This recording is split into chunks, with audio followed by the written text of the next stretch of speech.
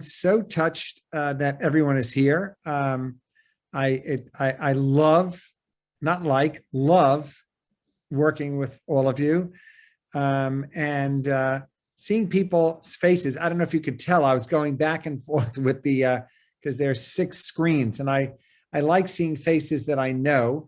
I also have to say, I love that Deborah's been making art while she's watching.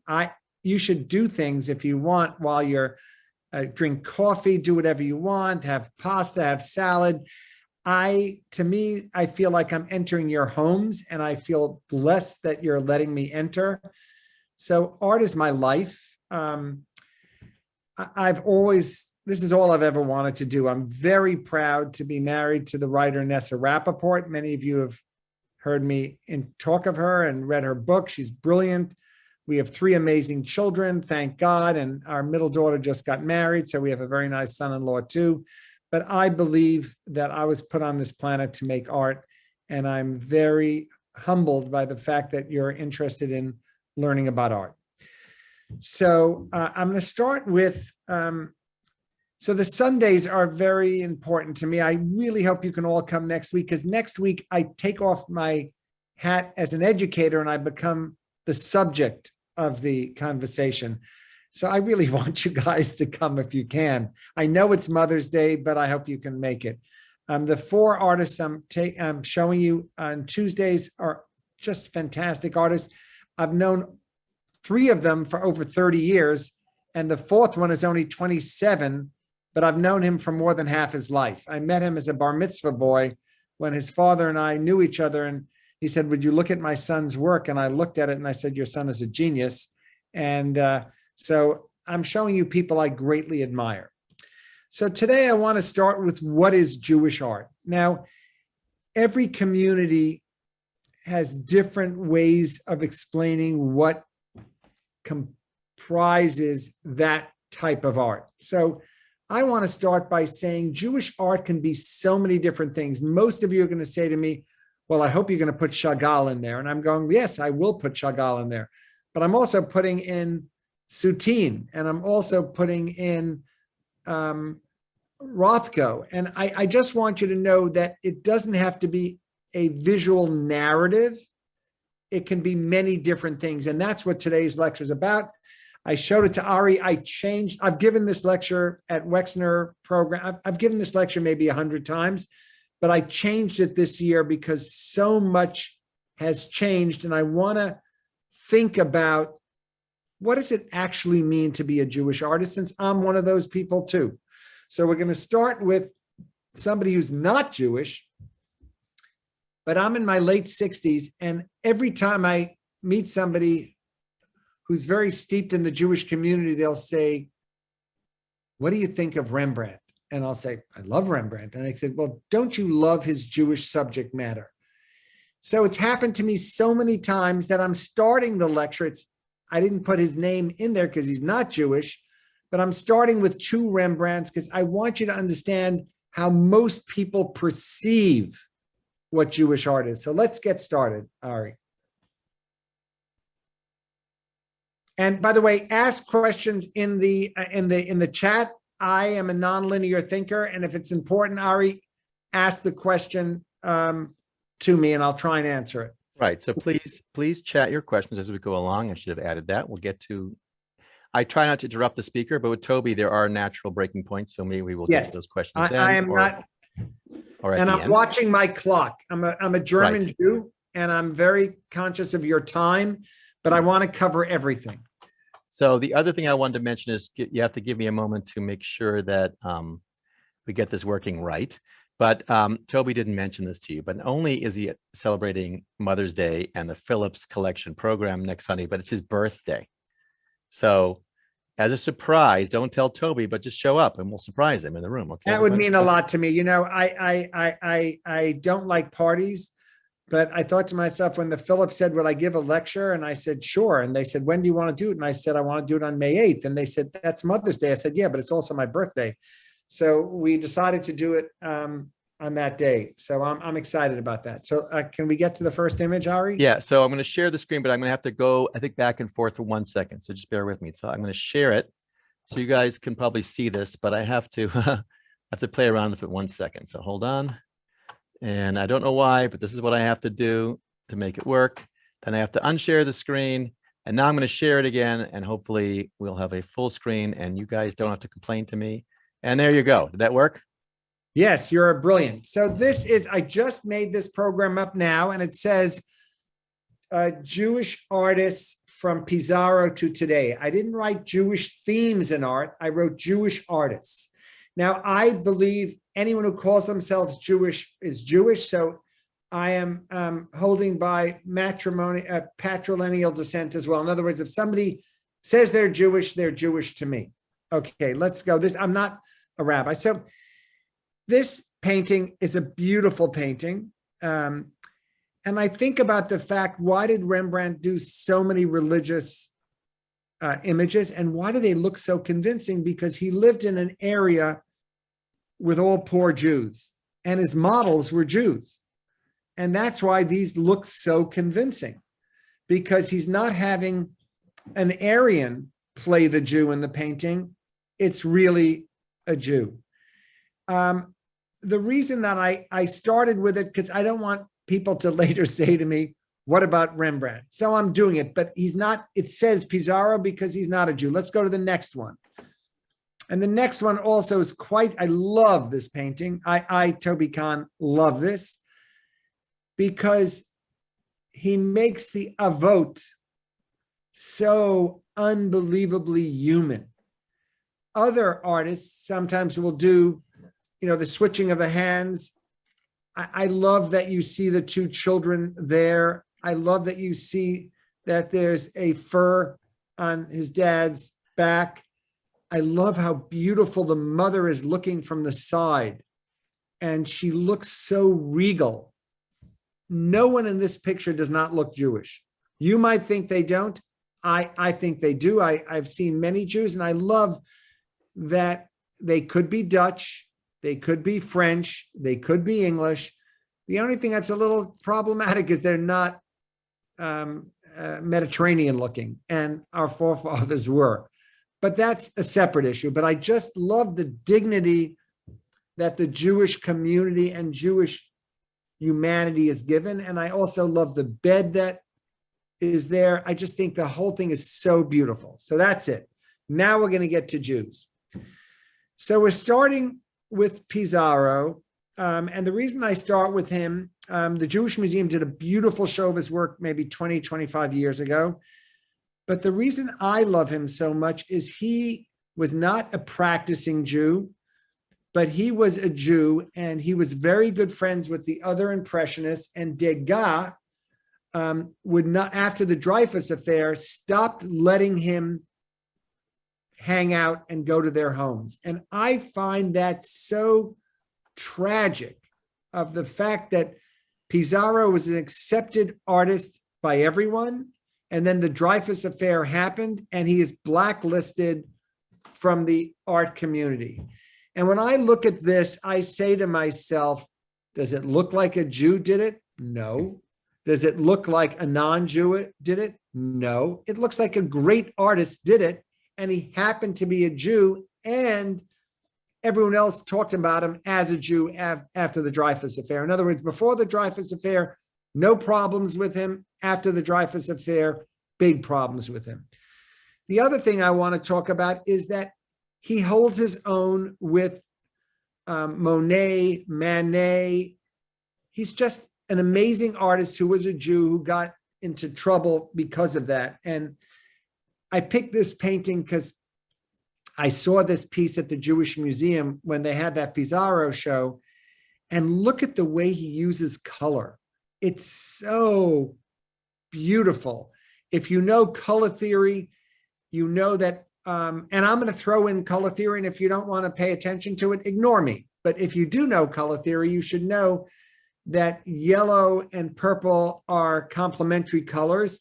And if you see in the sky, it has this beautiful tone of purple. And in the ground, it has a beautiful bit of yellow, and then there's orange in there, and those are called tertiary colors. And the longer you look, the more you see. And if you notice in the beginning, you don't see the young woman. and you don't see the buildings in the background, you don't see the fence. And as you look at it longer, you see foreground, middle ground, and background. And something that Cézanne does beautifully also is on the right, you see those 3 branches of a tree that bring you into the orchard. So you don't feel like you're sitting at somebody's window, you feel like you're standing at the end of the field. So, and I love the shadow in the front. By the way, Degas did that also with his dancers. He would put a little can in the front of the dancer, so it brings you into the image. Anyway, beautiful painting. I'm honored that he's a Jew. Let's go to the next. So this is what I grew up with. This is Moritz Oppenheim. This is called Shabbat Afternoon. And the reason I like this so much is the dad is sleeping, basically. The little kid is reading to him. The women are at the table, and I think that's a very important thing. And then you notice that there's a window outside, and you get to see the beauty and the opulence of a Shabbat afternoon lunch and studying. In other words, lunch has just been finished, and now they're studying. The 2 women are studying together. The older son has his Gemara open on the other side, and you see something called the Shabbos Leuchttur. Right in the middle of the painting, you'll see hanging, and Rabbi Sperber, who I greatly admire, told me once that they were Chanukiot. There were some Jews who didn't have a lot of money, and they did a Chanukiah and a Shabbos light that had 8 prongs, so it could be used for Hanukkah and for Shabbat. Also, look at how beautiful the paintings are on the walls, and you feel like you're walking into a space. The light is hitting all the family members, which I think is so, it's showing a love of Judaism. So I wanted you to go from Pissaro right around the same time to Moritz Oppenheim, and this is giving you a taste of Judaism. The reason I like this one more than the Rembrandt, I'm not talking about the skill of the painting, but it's like an inside story. We know that Gemara is open. We know that little boy is reading from his work. We know the father's wearing his tzitzis and his kippah. We know a lot of information that only an insider could do. Let's go to the next one. So now we're going to one of my favorite artists that ever lived, whose name is Haim Souteen. And if you ask me, I've been in panel discussions at the Jewish Museum and other museums, and they say to me, you know, are you a Jewish artist? And I say, no, I'm an artist who's a Jew. I'm very proud of that. But if you say Soutine and Rothko are Jewish artists, I'm honored to be a Jewish artist. And what I love so much about this is I picked one that he uses this amazing red. Now, I don't know if any of you know this, and if you don't know this, this is my present to you. His father was a shochet, and a shochet means a ritual slaughterer. So he grew up in a house with tons of red. And if you look at his paintings, you see that red come up all the time. And if you look at his hands and his face, it almost looks like you're peeling skin off. I mean, I don't mind it, but some people say, oh my God, his hands and his face look so bloody. And I'm going like, well, if your dad was a shochet, killing all animals all the time, that would be part of your lexicon, and you would really be noticing that. And I don't know what to say other than, I don't know if you know her, but I'm a big fan of Alice Neel. And I think Alice Neel and many other figurative painters looked at people like Soutine. And if you look at his jacket or shirt, you see that white line around the outside, and it gives it a beautiful sense of definition. And if you look at the blue in the background, it's a blue, it's using ultramarine blue, cobalt blue, and he mixes many blues together. And if you look at his eyebrows, his hair is more brown, but his eyebrows have blue in them. And it's a bluish black, and it makes you feel the energy of this young man. And I just love it, and the way the red looks, and he's using cadmium red and alizarin crimson. And that's how you get that beautiful sense of texture of the vest. Let's go to the next one. So I wish I'd met Chagall, because I think Chagall, when he hit it out of the park. And I think, unfortunately, I respect him greatly, but when he started selling a lot of work, not everyone works as well as this one. This one, I think, is a home run, bases loaded, grand slam, like unbelievable. Why? Because he's giving you the narrative. And later we're going to see a piece by Kitai, another artist. I mean, every artist I'm showing you today, I greatly admire. Kitai talks about the fact that if the crucifix is the symbol for Christianity, the chimney should be the symbol for Judaism, because more Jews died in the extermination camps than any other way. And if you're looking at, Christ died on the cross for, he's playing that game. And the reason I find this so fascinating, he's making Christ into a Jew, and he's looking at the Shoah and the Holocaust as another type of, it's called white crucifixion.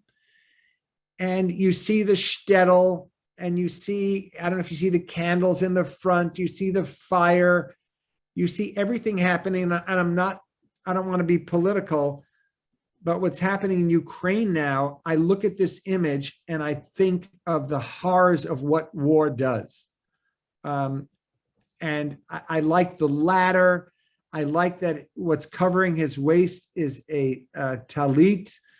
You see the boat. It's almost like seeing a movie of the Jewish tragedy during the Shoah. This is done in 1938. Now, later, I'm going to show you a very famous comic book that is Superman comic book. And most of the comic books, most of the comic book creators, I teach at SVA, were Jewish. And I think that's no accident also. Somebody wrote in the chat, they don't think that the Soutine, would you read me what that said? I lost it. For me, the Soutine subject isn't clearly male. I see some female elements as well. Wow. Ooh, I love that you said that. So, God, love this group. Ari, I want you to read me those questions. So, many of his males and female people look like they could be gender fluid.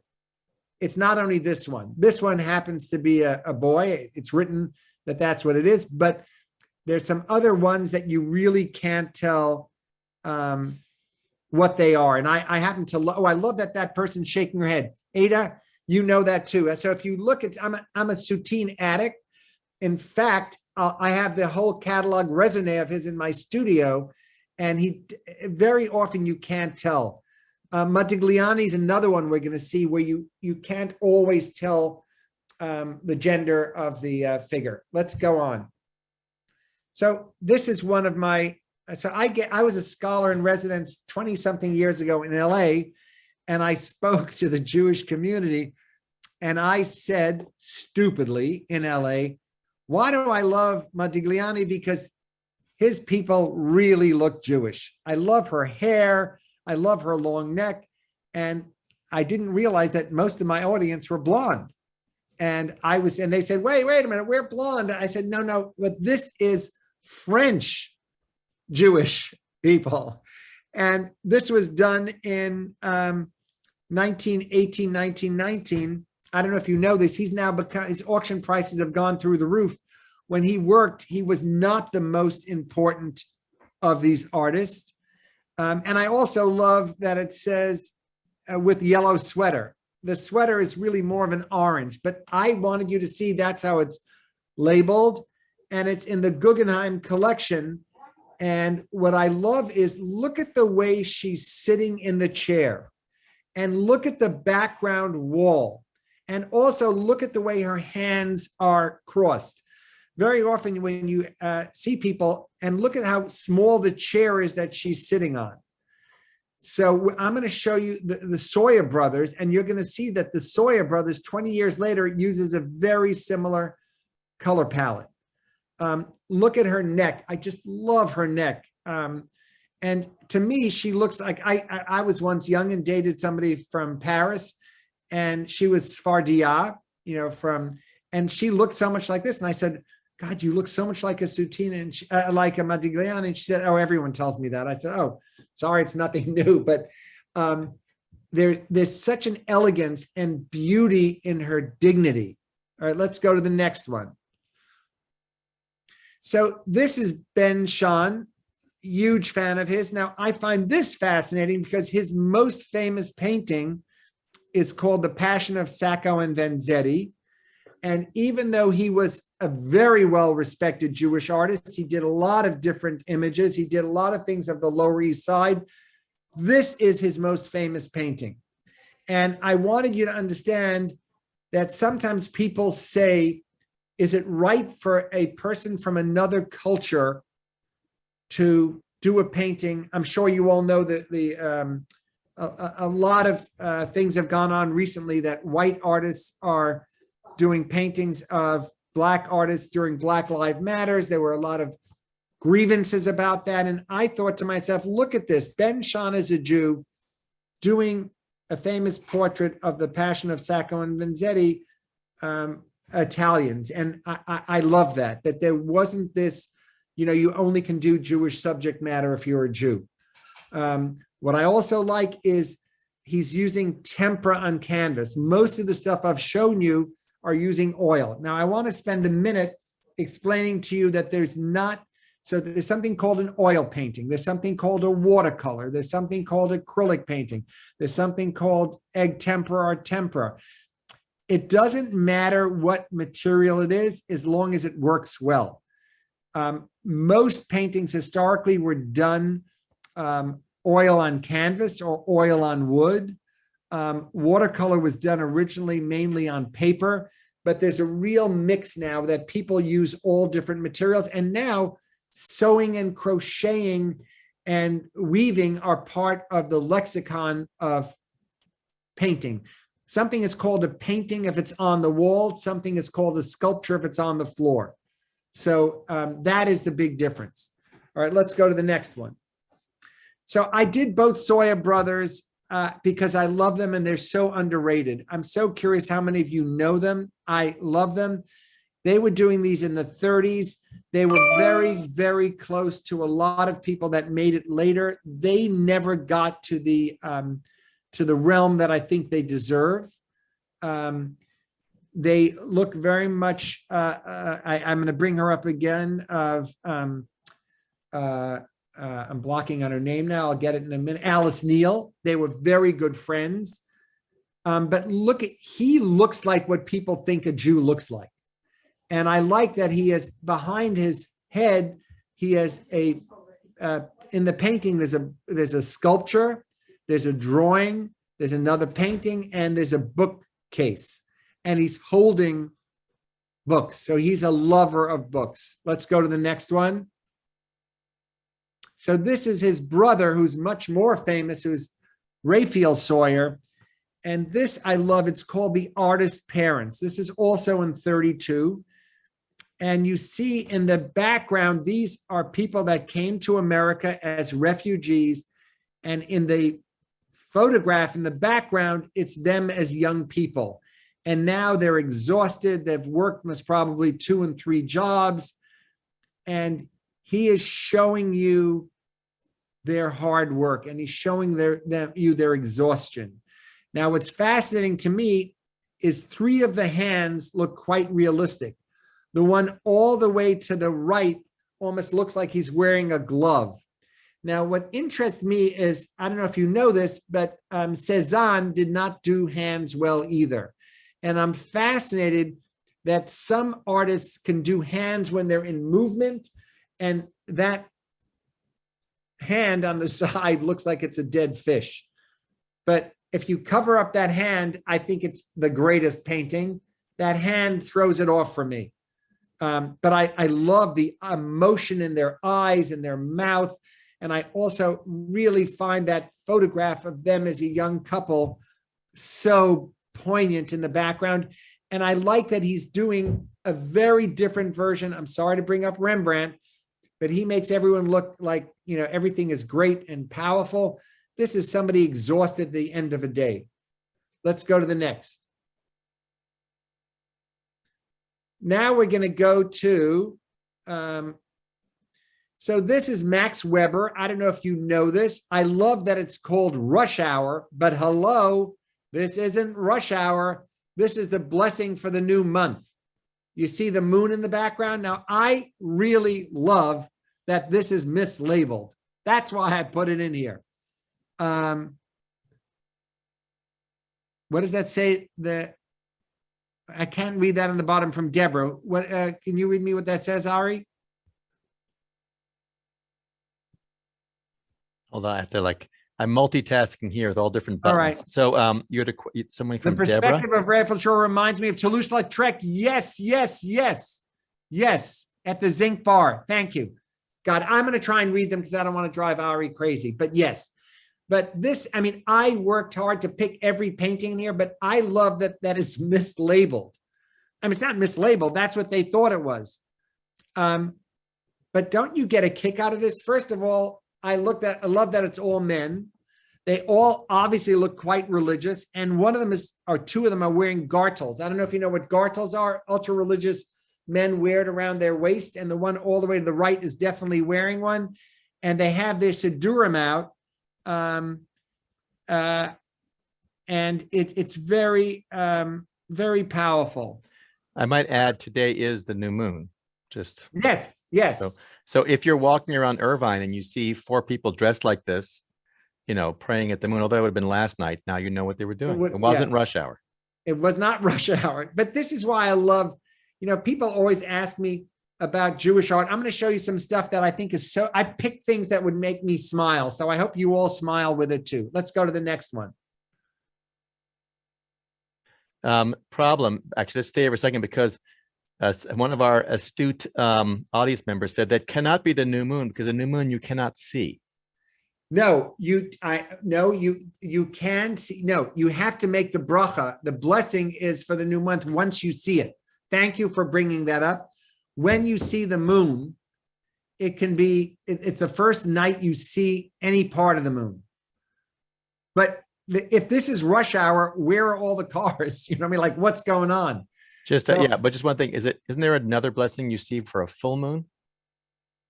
You say the blessing when you see the moon for the first time in that month.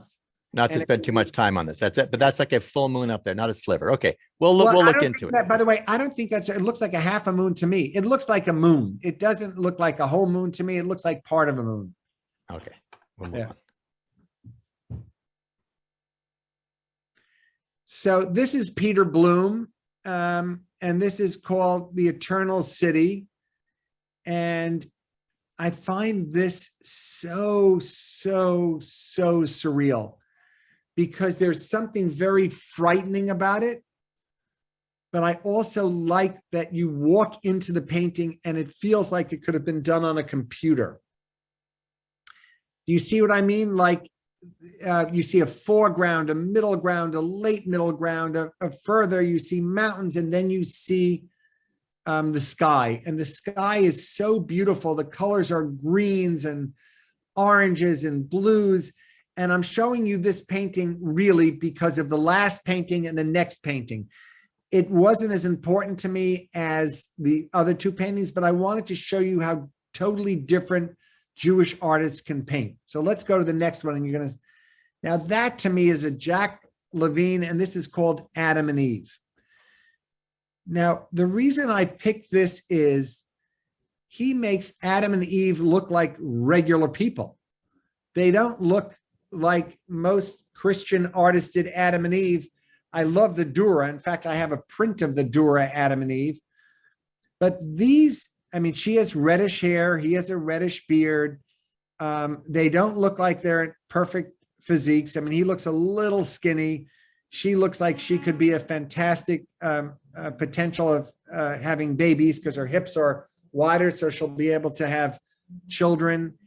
And I like the fact that she's holding the apple but he's asking for the apple. And I like the fact that it's not like she's convincing him. It's really a conversation between a man and a woman. Should we eat this apple or should we not eat this apple? And they're a little freaked out about it. And right after they eat it, it's going to be the end of God in the Garden of Eden. Look at that other tree in the background. Look at how different that tree looks. And it feels like it's very much like it could have been in Israel. You know, it does not look like the Upper West Side or LA or Orange County or Paris or London. It looks very much like it's in a area that has a lot of nature, but it doesn't look overbuilt. It's focusing on Adam and Eve and this one tree and that apple.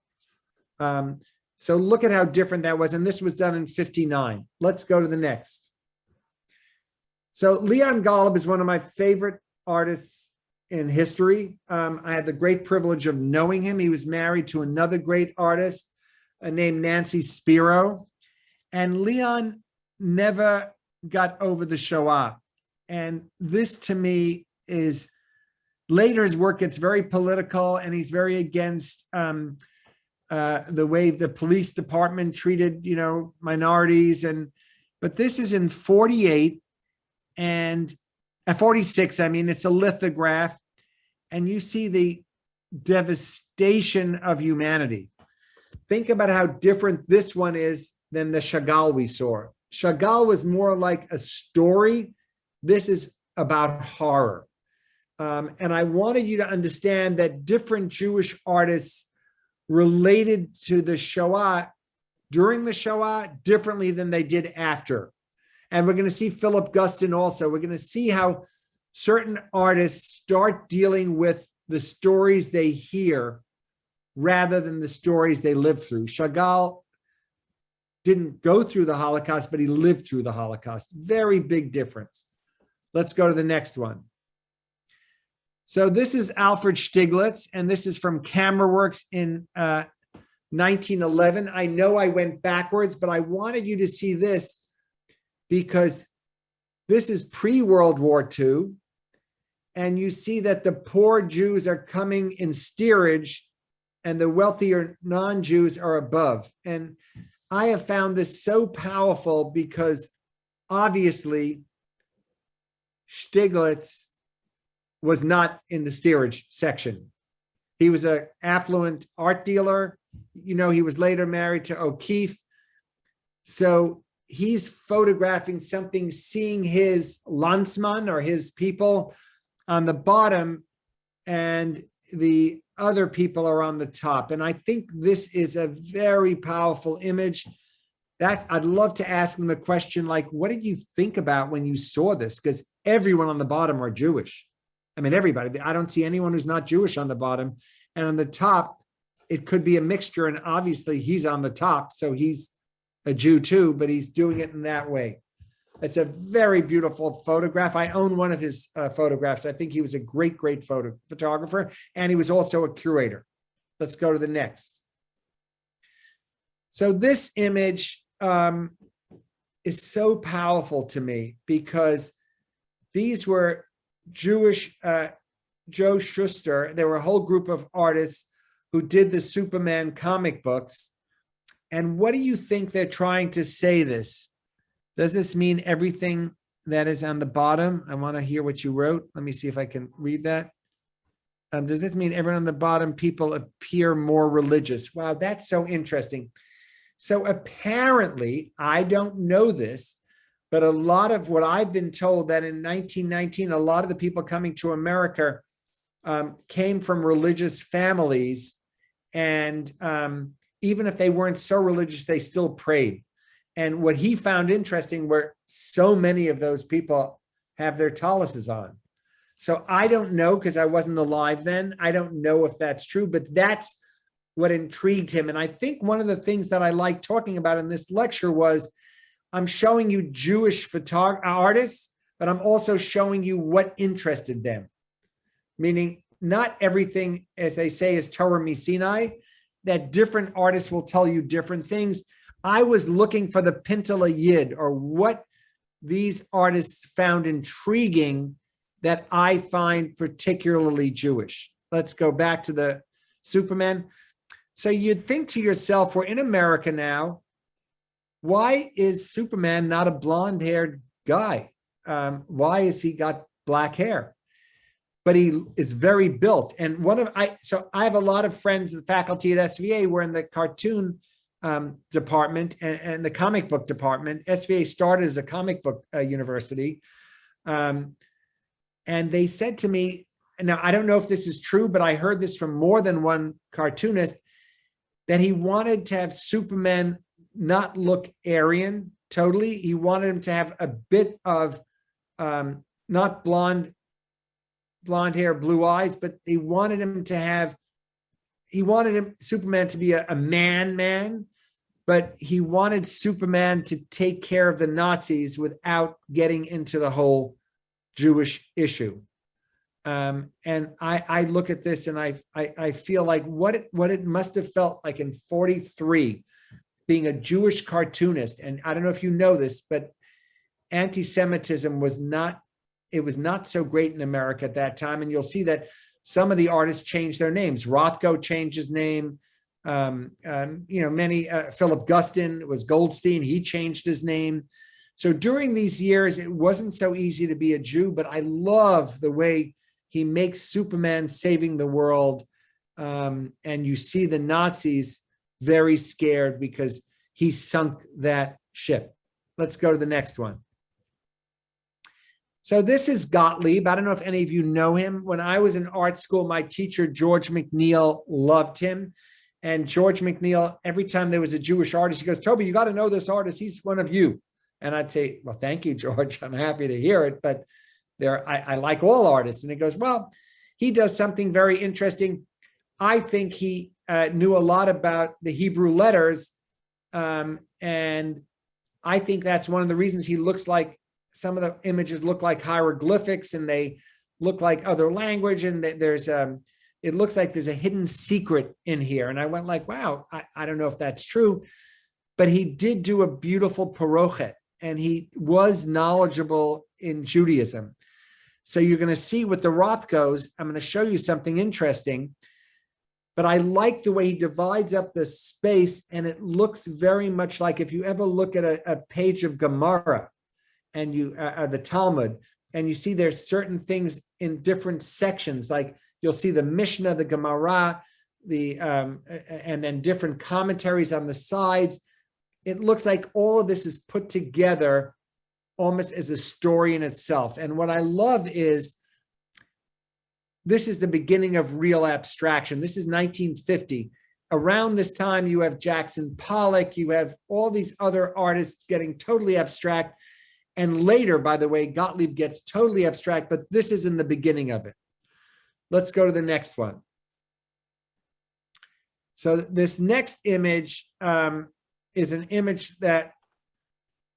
Before we get there, there was a question. What was like having George McNeil as a teacher? Is that something you can address? I will be honored to say George changed my life. George McNeil was an amazing teacher. At that time in my life, I wore a yarmulke. I had just come back from Israel and I wore a yarmulke, and I would be in class early in the morning and I'd work until late at night.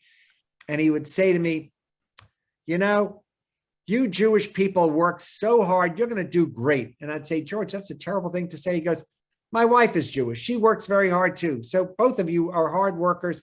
And I'd say, George, you can't do that about one group of people. He goes, well, Guston, he's Jewish too. Did you know he was Jewish? And I'd say, yes, I know. You know, his name was Goldstein. And I'd say, yes, George, I know his name is Goldstein. He goes, look at him. He works day and night. He's always working.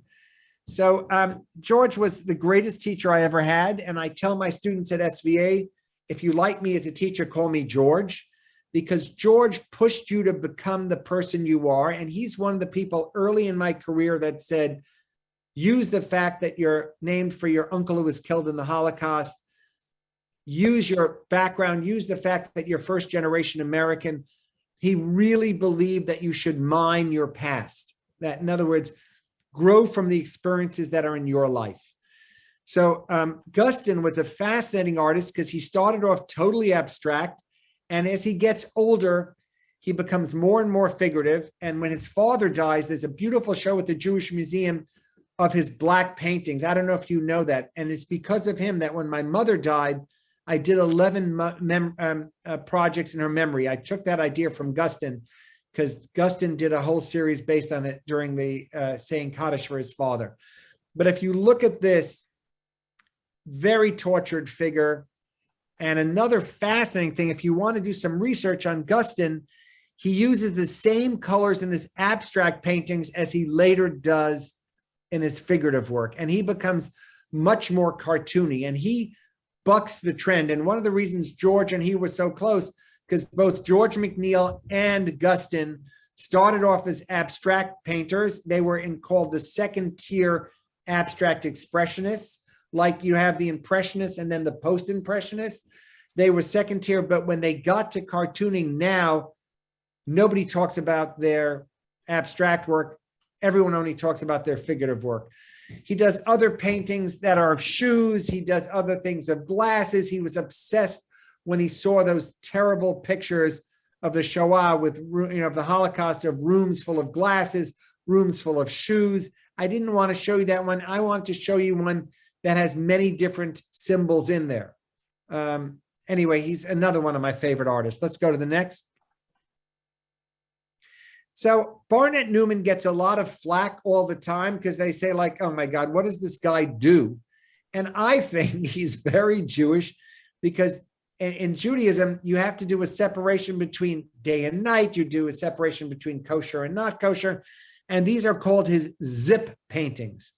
There's just one line in there. And the reason I picked this one, it makes you think of a road.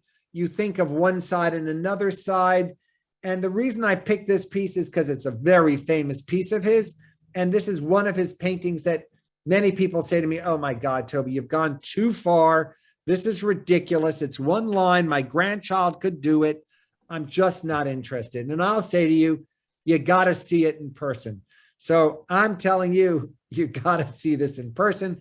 But it's about that separation of just a line. Let's go to the next. So Rothko is, if I have to say my top 10 artists in the world that I love, he's in there. And I picked one that is not as typical for him, but I like that if you look at the background, it's all a light orange. Then he paints on top of the bottom, but you see the edges a bright orange and on top of the top a yellow. And the reason I think this is the quintessential Jewish painting is because, you know, there's a saying, if you ask two people an opinion, you'll get 3 answers. And I like that you can't see the edges. And to me, it looks like a daf of Gemara. You know, again, you see the bottom and the top. I like that you look at it longer and even only on a screen, do you see that you see through the yellow on the top and you see all those colors and you see through the orange? God, I'm so happy. Ada, I'm so happy I see your face because I can't see everybody's faces, but I love when somebody goes like, yes. So at least one person I saw noticed what I mean. And I like the fact that the paint doesn't go all the way to the edges. The paint hovers. And I don't even know what to say. I just think he's a genius. If you don't like him, I want you to talk to me about it because I think he's like, oh my God. Let's go to the next one. So this is a question whether Roy Lichtenstein is Jewish. There are enough people that say he is that I've decided I'm going to say he is too. He's written up as a Jew. Some people say he's not. But I like him because he's on that play between comic books and reality. And that's why I wanted you to see the comic and I want you to see this. And he does Blam. And later we're going to see other artists. I'm showing you another Jewish artist, Mel Bachner, who uses words also. We're going to do one whole thing on just artists who use words. But I want you to understand that there's not one way to be an artist. There's not, you don't have to be abstract. You don't have to be figurative. You don't have to use oil. You don't have to use, it can be anything you want. Let's go to the next one. So this is Eva Hesse, one of the biggest influences on me as a young man. I grew up in Washington Heights. Everyone I knew were German Jews. Everyone was Holocaust survivors, and her parents lived on the same block as 1 block away from my grandparents. And this is called Right After. This piece has been shown at the Whitney, at the Jewish Museum. And she was very interested. She did many different things. Any young artist today will tell you she's the one of the most important feminist artists.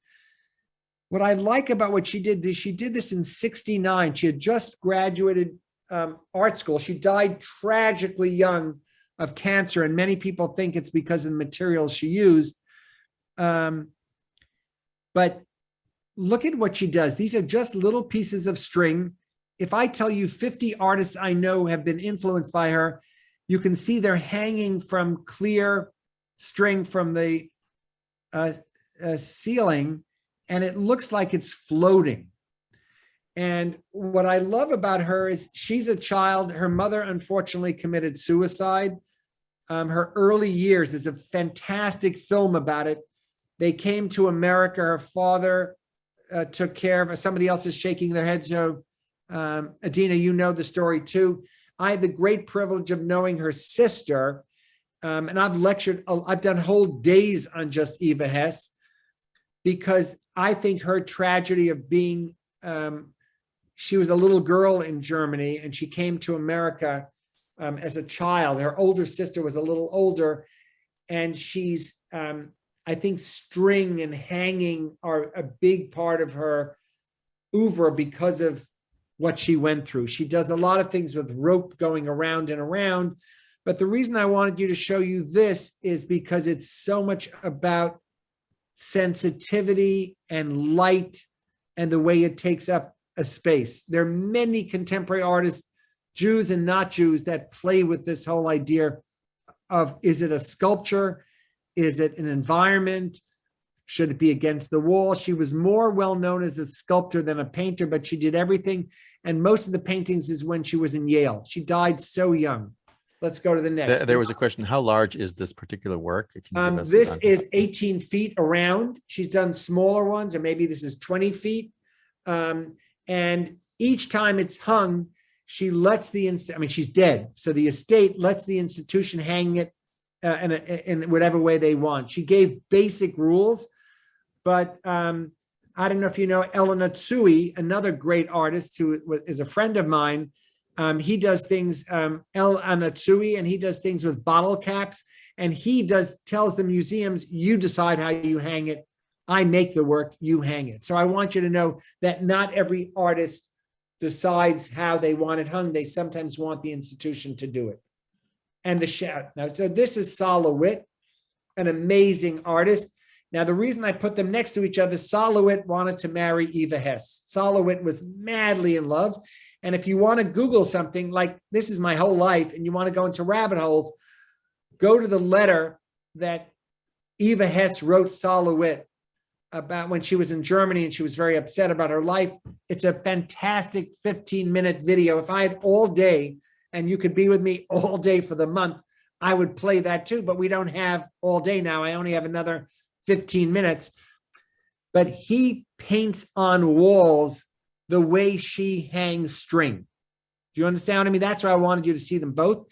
And a lot of my students work for him. So he will come to do a museum show. It's not a priority mail, but he'll send the whole show in a manila envelope like this, and it says instructions of how you put it on the wall. So I picked this one this is from Mass Mocha, and I want you to see he does so many different things on walls, and sometimes they're very pop arty. I tried to find one that had 3 very different pieces.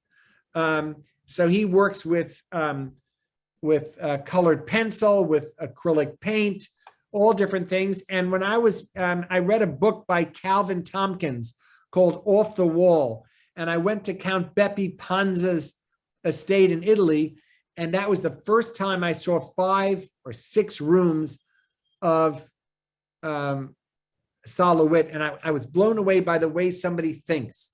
So you understand, he doesn't do any of this work. He does the drawing on a little piece of paper, and then his staff puts them on. And then when the show is over, don't get upset, it's painted over. So when you buy a piece of his, this is a fascinating little aside. If you buy a piece of his and you loan it to a museum, you have to paint over your wall during the period that it's in the museum, because you're buying the image. But that image can't be in two places at the same time. Let's go to the next. So Larry Rivers is a bit of a nut. I don't know if you know him. He did paintings of his mother-in-law nude, and her name was Birdie. He was fascinated by, she would lie in a grave, and he did paintings of that. So this is Larry Rivers as Moshe Rabbeinu. You see the faces, that's all Larry Rivers. And he does, it's called The History of Matzah. He did this in 82, and I saw this at the Jewish Museum in 82, and it was huge. And I laughed my head off because it's so campy. I mean, it's like he puts himself as the Last Supper as Christ. He puts himself as Moshe. He just puts himself everywhere. Very funny. And it's all about matzah. Let's go. He's a very kibbutzy type artist. So this is the image that's so important. The painter, it's called R.B. Kitai. It's one of his most important paintings from a history point of view. And he is debating whether you see the crucifix in the back, and there's the chimney on the side. And it's called The Painter, Cross and Chimney. And he gets into a lot of trouble. He was good friends with Hockney. He was also, they all went to school together in London with Francis Bacon, with Lucian Freud. He moves eventually back to America, but he writes a long paper. If you want to read it, you can Google R.B. Kitai on the fact that a chimney should be the Jewish symbol, as not a Magen David or not a Star of David or a mezuzah. It should really be a chimney. Let's go to the next one. So this is Moshe Gershoni. Moshe Gershoni is one of Israel's most famous. I wanted to show you a few Israeli Jewish artists, because their history is very different than American Jews. They had a very different way of experiencing their Judaism. He does a lot of pieces. He was married, and then in his 60s came out as gay, and then a lot of his work centered on Yaakov, this young man he was in love with, and he does a lot of portraits about that. But he's also not scared to put Magen Davids on things. It's very much of an Israeli way of thinking. What does it mean to be a Jew? And very influenced by a very gutty surface. I don't know if any of you know him, but he's an important Israeli artist. Let's go to the next one. So this is Art Spiegelman, a personal favorite of mine, and he did the famous mouse. And this is one of the early sketches. I don't know if you know this. Mouse has been outlawed in certain places. It's absolutely a travesty. I'm devastated by it. But he did something that I think changed the world and cartooning. He decided to do the Holocaust as about, mice and cats. But I also love this image. It's just such a powerful, powerful image. I had the great honor to be on a panel, him and me together, on what does it mean to make art based on our heritage. And he's a chain smoker, which was hard. So I'm on the stage with and I'd leave every few minutes. It drove me insane. And it was hard to be on a panel with him. But he had such interesting things to say about gender. We did this panel in 1996 or something like that. And he talked about how he portrayed men and women, and how he portrayed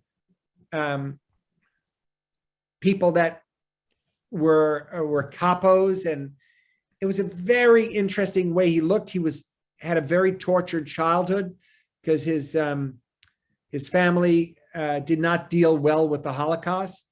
I grew up in a family that also went through the Holocaust, but I'm named for my uncle who was killed. My sister's named for my aunt who was killed. But I grew up, you got to change the world and do great things. And this was a tragedy that happened, but you have to help heal the world.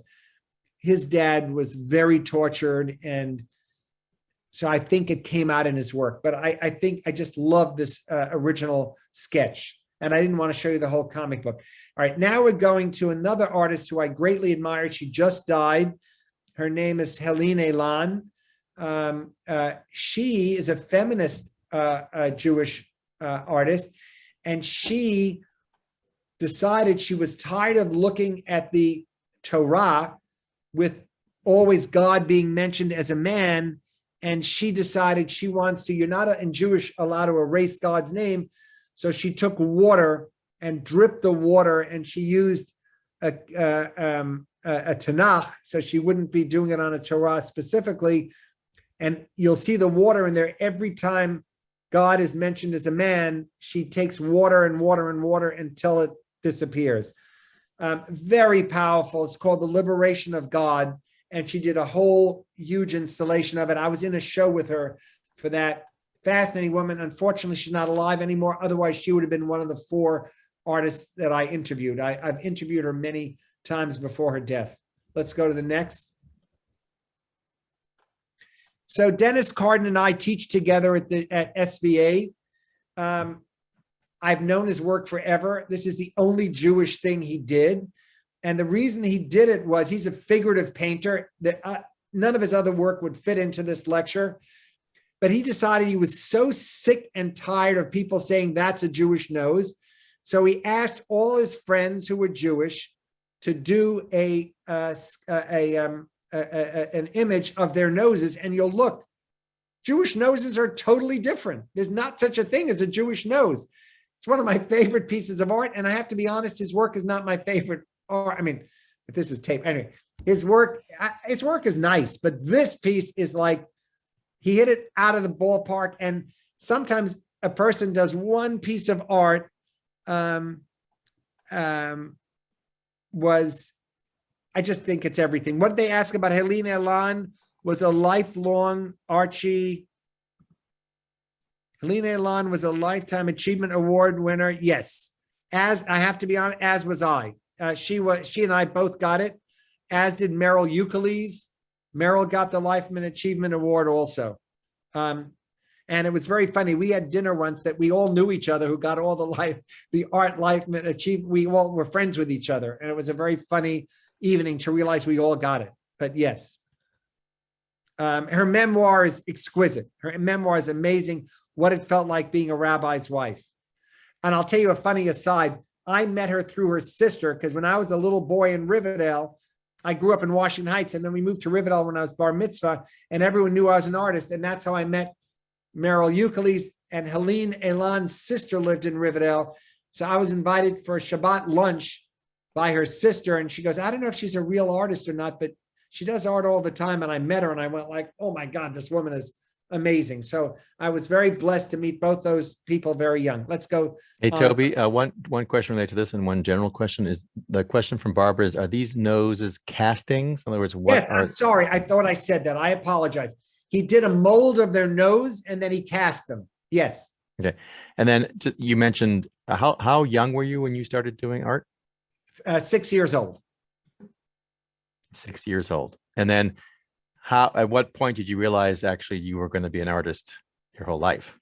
6 years. I told my mother, I was sitting on the radiator in Washington Heights, looking at this, at the building across the street from me that had brick buildings.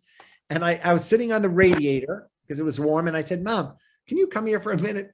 And she'd say, what do you do? What are you looking at? Are you looking at people's windows? I said, no, I'm not interested in that. Look at the way the bricks change colors as the day goes on. And then she bought me paints. But my first work was really photography. And in fact, I was in the show at I was very touched that they put me in that show on Washington Heights at the Leo Baeck Institute. And they took a photograph, and I have my Brownie camera here. I'll show it to you another time. When I was 11, I took a photograph of the George Washington Bridge from underneath, which I loved. And that became the poster for the Washington Heights show at the Leo Baeck Institute a while ago. So that made me very happy. All right, let's go to the next. I'm nervous about time because you're going to want to leave. So this is Barbara Kass. I love Barbara Kass. She did the Four Barbers because she was sick and tired, as she said, of seeing Marilyn Monroe and all those, people that did not have a Jewish nose or didn't look a certain way. And so she did Four Barbers, and she repeated that over and over again. It's a beautiful piece. Let's go to the next because I want to finish everything. And so Elaine Reicheck, a great story. I don't know if you know who Pat Steer is. Pat Steer, Elaine Reicheck, myself were in a panel discussion on Pesach, and I eat matzah, and I get there, and we're at the Guggenheim because we're giving this panel discussion, and I bring my matzah and I'm eating, and Pat Steer says to me, aren't you going to offer me any matzah? And I'm saying, Pat, she goes, I'm Sephardi, I'm Jewish. And then Elaine Reicheck says, I'm Jewish too. And we all sat there eating, he goes, but we eat bread over Pesach, but if you have it, we will. And this is one of my favorite pieces. If you think you can be a little bit Jewish, you think you can be a little bit pregnant. And that is what the first thing she told me, she goes, I'm only part Jewish, but I'm still very Jewish. And I love this. This is one of my favorite pieces of hers. She does a lot of things with words. Let's go to the next one. So this is Alan Wexler. It's called Indoor Sukkah. And you're going to see, I did my first sukkah recently. I just love the idea that Jews are so out there that he decides, I don't want to sit outside to be in a sukkah. So I'm going to put the chairs and the tables in grass. So technically it's as if it's outdoors. I think it's one of the funniest. I just love it. Is it halachic? Somebody asked me once and I go, no, but it's a great piece. And if you're a Jew, you get a kick out of it. Let's go to the next one. I know I'm. So then I wanted to go to Jean-Paul Gaultier, who one year in 1993 did a whole line of Hasidic garb stuff. And I wanted to say, I'm very proud to be Jewish, because if you did this with any other race or any other community, they would go insane. Now, did some people go insane? Yes, but most people I know didn't. And I really am proud of Jews for not freaking out. So he did kapotas and streimels and all that, and he did a whole falls collection. Let's go to the next. And this is Sigalit Landau, another artist I so admire, and she does a lot of work in the Dead Sea, and she did something called Crystal Bridal Gown, and she put bridal gowns in the Dead Sea and lets it sit there, and the salt water does all the work. And I like that also. Like, let's think of what Judaism is on a larger scale. Don't only think it has to be so specific. Let's go to the next. And I'm so happy that people haven't left. So this is Mierle Ukeles. We're going to see her next week. This is one of my favorite. I mean, I had the great honor of working for her when I was 19. I took photographs for her and walked around the city. But she thought about how to use garbage. She was the first artist in residence for the sanitation department. And these are gloves. You can see them. These are gloves of sanitation workers. And she took all things from the garbage and made, I think, almost like a chuppah. But she calls it a entranceway. But I can't help but think about a chuppah when I look at this. And I just think it's a brilliant piece of hers. Let's go to the next. Oh, is that the last one? Did I finish on time? Wow. That's it. That's the last one. Oh my God, I'm so proud of myself. So now I want you to ask me some questions. I raced to get done on time.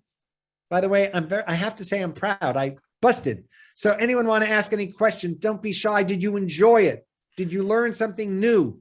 Talk to me. Let me know what you thought. Okay, I've opened. I mean, people have been sending me lots of nice notes and how much they're enjoying this. Some people do not like Rothko. I like you anyway, but can I tell you why you have to give him a little more?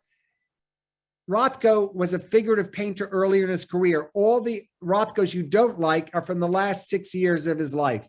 So do me a favor, even if you don't like him, look at the early work. You might like that better. So I'm still your friend if you don't like Rothko. So, so here are a few questions for you. How long should people give when they go to see an exhibit? How long do you need for, I mean, I don't know what's the type, just to see a painting. Like right. what's the Tobi Kahn rule to appreciate a painting? Well, Like a Rothko or any of the ones you showed us today. My philosophy is look and look again. By the way, there's an essay for there's a new show of mine opening in November, and I had a historian write, and she asked me the same question: how long do you want people to look at your work? When I tell you how long most people look at a work, you're going to feel very sad. It's 3 to 4 seconds. That's how long most people look at art.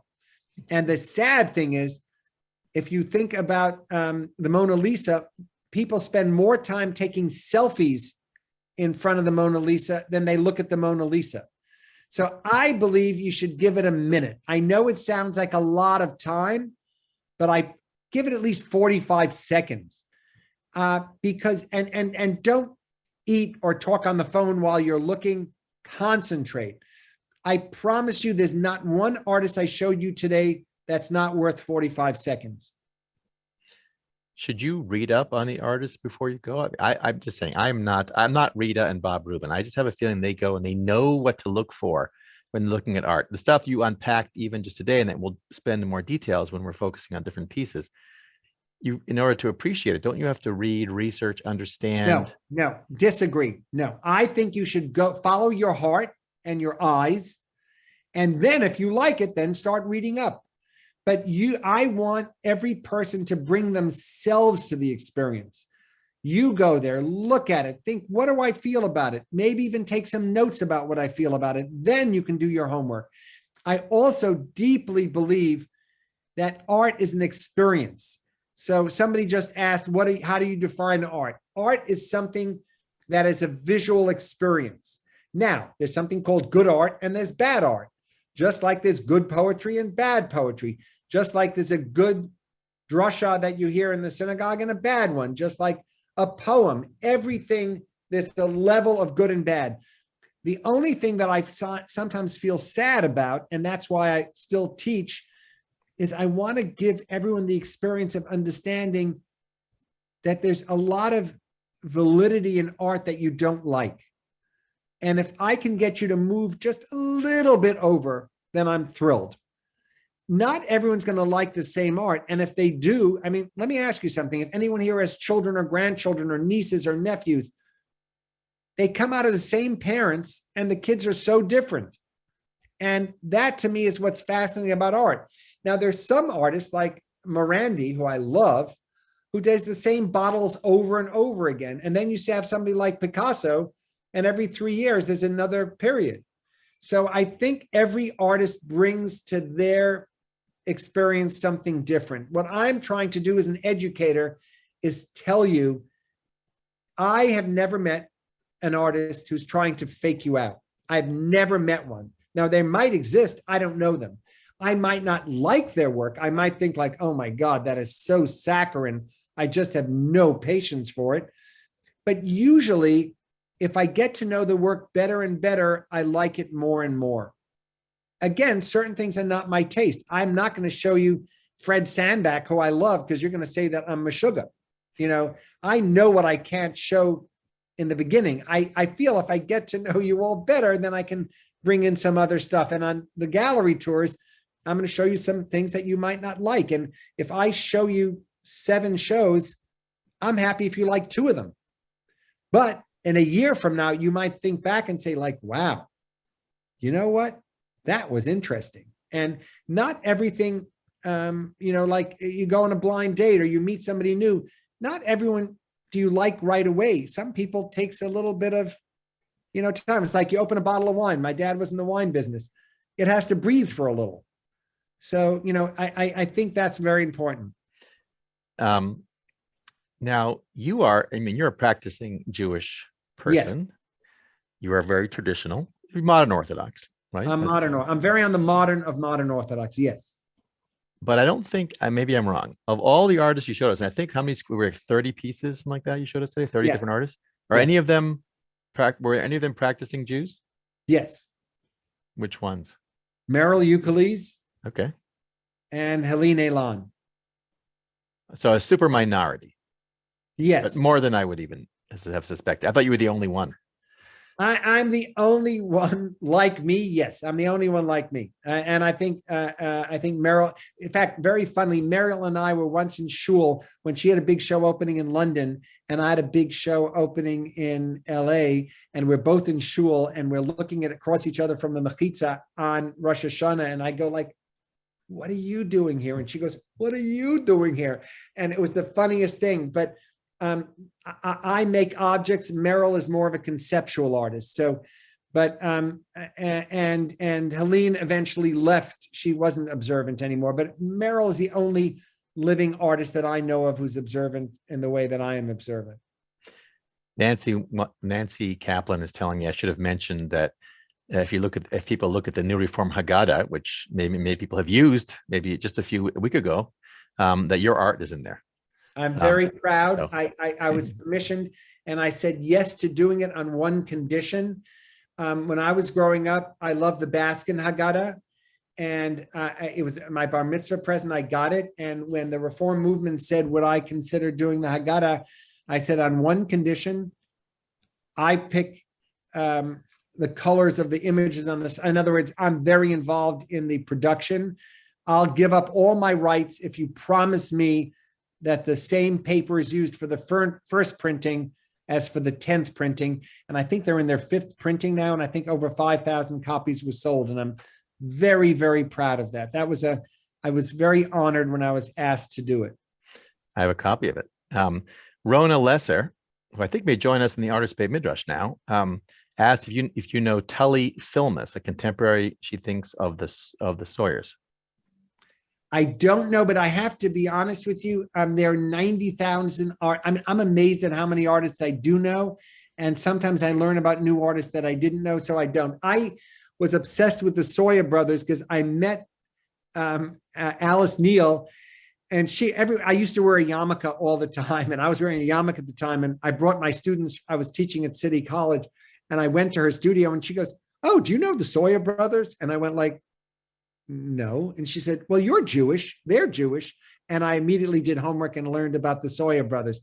So that to me was, very, very, very funny. But no, I don't know. If we could do instant polling, it'd be interesting to know how many people in the audience knew everybody you mentioned. I did not. I am very limited in my art knowledge. In fact, by the way, I'd love to know how many people knew, if anyone knew half.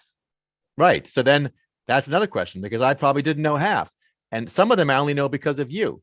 So that's what's awesome about this month, everybody. If you've studied with Tobi through CSP, you know you're going to meet artists you've never met before, particularly the contemporary artists, and they're going to blow you away. And today you went to the past. I didn't even know many of the past. In fact, I didn't know many of the past people were Jewish. So there you go. So that's part of what we're doing. What part of this program was to kind of maybe wow you, to show you how many Jewish artists there really have been in history and how important they are, but also the gamut. And they're not just painting those images that you buy in the Jewish bookstore, I guess, right? Right. You didn't show us any of those.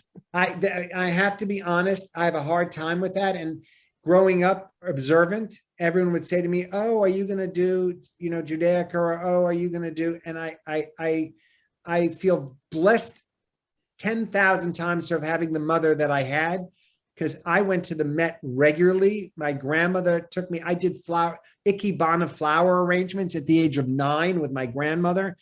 My family believed in art, and it was never, ever parochial. It was look at the best thing, go for the gold, don't think about anything. I studied weaving, ceramics, puppetry. I always joke that I'm a Baal Tshuva to being an artist, because I didn't know a lot. So I got I took classes in everything. So I think to be a serious artist today, you have to know as much as you possibly can about everything. The only thing I'm not so great at, and I'm learning how to do, is video. I want to get better at video, because there's so many great things you can do with video, and I've never spent enough time on that. And then people have asked, what is the art behind you? Since you've chosen your mise-en-scène, tell us what we see. So, well, I'll give you, so on this side, you're going to meet Leonardo Drew next. Leonardo is one of my best friends. That's a Leonardo Drew. Chuck Close was very good to me as a young artist, and that is an Alex Katz. I mean, it's a Chuck Close of Alex Katz. I didn't have any of my own art at home until my wife got very annoyed with me, and she said, I live here too, so I'll take you around. So that's a Tobi Kahn. Must be worth a lot of money, that one. That is, I love her. That's a Louise Bourgeois, who was very good to me. By the way, this is a CSP exclusive tour of Tobi's art collection in his house. Well, there's a lot. There's tons. That is Juan Gonzalez, one of my best friends, who unfortunately died early. That is a Laurie Simmons. I don't know if you can see that. Then here you have Susan Rothenberg, who I think is one of the great Jewish artists of all times. That's Advija Selmans. Those are Kiki Smith. That is a Richard Serra. I mean, we own a lot. I love art. I mean, I'm an art addict. Well, let me ask you the last question of today as we run out of time. So just first of all, so many nice questions and nice things people have said.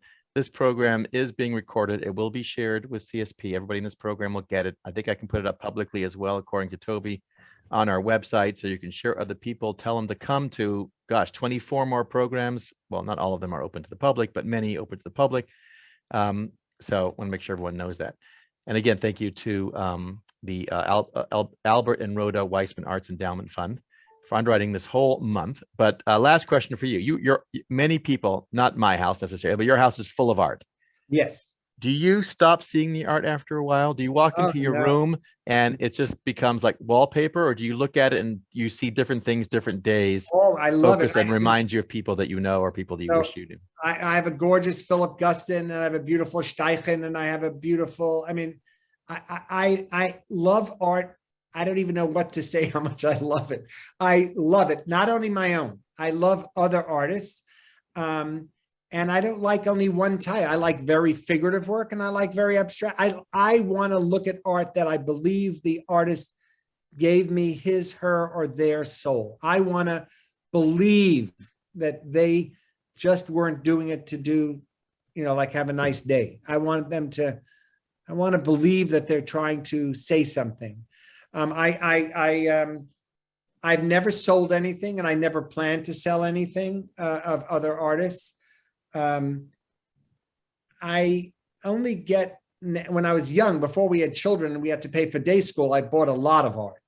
And then we had day school tuition, and then I bought less and less. And then I'm very blessed that many people wanted my art, and I bartered with them. So, that was a very different way of doing things. It's very interesting. Nessa just came in because she was at an engagement party. She will tell me what she wants in every room. So until 7 or 8 years ago, there was nothing of mine in the house. I said, I want other artists. And we were in Florida. I had a big show at the museum in Florida, and we were staying at a collector of mine. And a lot of they had maybe 20 of my paintings. And we went up to the bedroom. They gave us the guest room, and there are 2 big paintings of mine in there. And she said, wait a minute, I live with you. Why do we have none of your art at home? And I said, all right, I don't know. And I said, fine, everything in the house is yours. In other words, you can pick anything you want, because I never wanted people to come to my house and say, is that for sale? So everything in this house that is made by me, Nessa owns, and our bedroom is only my work. And she picked everything in there. So, well, but Tobi has said to me that even though he's going to be here, he's been here 5 times, and he's here for a month. He insists he's coming back to CSP like once a month or once every 6 weeks. So one program Barbara Krause would like is called The Art in Tobi's House, where you will choose pieces from your house, and we will spend time looking at them, and you will. So I like that. Another question we will get to hopefully over the month, which I think Aviva asked. It's a great question. I love this question. Aviva Atlani asks, are many Jewish artists inspired by the cross? Since you brought it up today, it interests me as well, because the cross is such a not a subject that you think from a Jewish perspective a Jewish artist is going to play with, and nor would a Jewish person necessarily want to hang that up in their house. How does that play in? So maybe we'll get there when we talk about sacred time, sacred right. Space, That's objects. a brilliant question. I'll tell you something. I'm an Adi Ness. I don't know if you know Adi Ness. Yes. Is I think one of the greatest living photographers. who was the head of the art department, photography department, Pissaro, did, I think his strongest piece was called The Last Supper. And he did it with, he's gay, and he was very interested in the homoerotic look of Israeli soldiers. And I think that's his best piece. And it's the thing that fascinates me about the cross and about that is it's not a one-liner. Like I've been asked to do images of Stars of David. It took me years to say yes to doing one. And then I did a whole series of chamsas. In other words, you have to think about what you're going to say if you're going to do it. Chagall was by far the best at doing the cross. I don't know anyone nearly as good as him because he took the cross and made it into a Jewish symbol. I don't know if you understand what I mean by that, but he basically said, they're killing us like crazy, and it's a disaster. And there's nothing it's worse. I don't want to say worse than, it's another understanding of the crucifixion, of like Jews being crucified for being Jews. So, there's so much to talk about. I mean, well, it's good. We got a month. So people come back Fridays in particular, not this Friday, but starting the following Friday. It's kind of open discussion. We're talking about sacred time, sacred space, sacred objects. It gives you an opportunity to interact. So I'm looking forward to that. And we're going to meet artists. We're going to go gallery touring. Then some of you who are artists are going to do work. It's going to be an awesome month, something unique, right? So I want a big favor. If you thought I was at all decent today, please come next Sunday. It's my birthday. And these are three brilliant people. I beg to get Deborah Balkin on that panel because I love her brain. They're going to be talking about my work from when I was 25 years old until I was 60, later 60s. So you're going to see how an artist evolves from a kid to being a grown-up. And I'm looking forward to it. It's Mother's Day. It's 11 a.m. Pacific. It's 2 p.m. East Coast. You have the link. I'll resend the link to everybody. I will end with this story. Years ago, CSP, we have family camping, and one of our head counselor, I hired staff to work the kitchen, grew his hair very long. He's a Jewish kid. He looked very much like Jesus. I don't know why, like the portrayals of Jesus. And we were having our dinner, and I said, oh, this is our last dinner at the campsite. And then I said, okay, we're going to do this. We're going to do the last camping supper. I will send you all the picture of what we did. Actually, we had met Adi Ness a few years earlier. So that was just in the back of my head. And we actually created the last camping supper. Everyone acted out. We have kids, my daughter's in it, acting out the different pieces at the camping table with our lead chef, who looks, he's a Jewish kid, grew up at CSP in the middle. And so that took a while. The Adi Ness thing kind of percolated. It took like 10 years, and then it came up just suddenly. So lots more to learn and to apply in life. Looking forward to hearing from our audience about their own art, because I think some of you may have interesting art or artists. I would love that too. If you have artists you think Tobi Kahn should know about and include in his lecture next year, you can email it to me, and I'll make sure Tobi gets the list. With that, Tobi, it's late for you. I want to thank everybody for. Thank you so much. I love that the 125 stayed on till almost the end. Great seeing all of you. And an artist can't make art without viewers. So when people always say to me, do you think the art is done when you finish making it? And I said, no, after people reacted to it, that's when it's done. So thank you for reacting and staying on the, and hearing this. Thank you, everybody. Looking forward to seeing you lots this month and doing art together. Take care. Be safe. Bye, Tobi. Bye. Thank you. Job. Can you get me the chats? I love seeing what people wrote, and I don't even. I'll send you the chat. Bye, Phyllis Gilmore. Good to see you. Bye. Okay, and Spectre, I see you as well. Ronald Lesser, nice to see you. Take care, everybody. Rosalie and everybody else. I'm going to go and jump in the pool. Bye.